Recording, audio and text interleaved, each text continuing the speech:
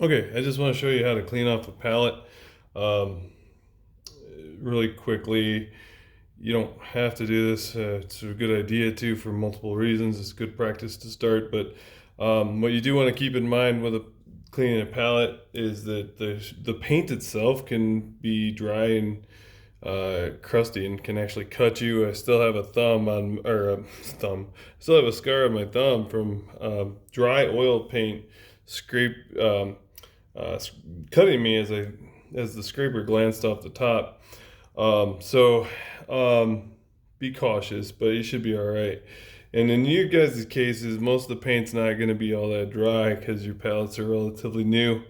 If this is plexiglass or something like that, it's not going to clean as easily as glass is, real glass, but it's essentially the same concept. You can use a razor scraper, usually that's what I recommend.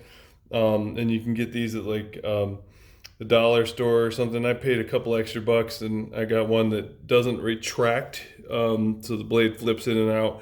The reason you don't want it to retract is because it will, if they retract, a lot of times they'll smash the blade back in over time, and then the razor scraper's no good. So I like these solid ones like this.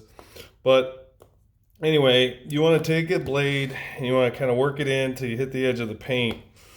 And you want to kind of try to get off there. And the blade is dull, it's not going to work as well.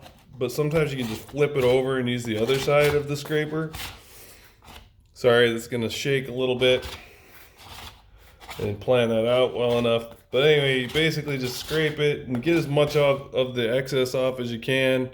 And then occasionally the scraper will get a little too contaminated. So what you want to do in that case is you want to take a scrap piece of paper or paper towel, and just get it off there. And like I say, if you can't get it to come off in one direction, just try flipping the scraper over or coming from another angle. Just be very careful when you're doing it.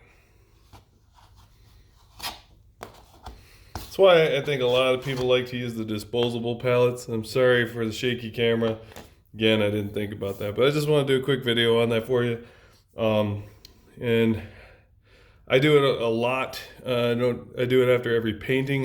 Don't do it after every painting session, but I like to try to do it after every painting. I like to scrape my palette. Even the colors that are still good, a lot of times I'll go ahead and just sacrifice those so that I'm not intermixing my colors. All right, have a good one, you guys.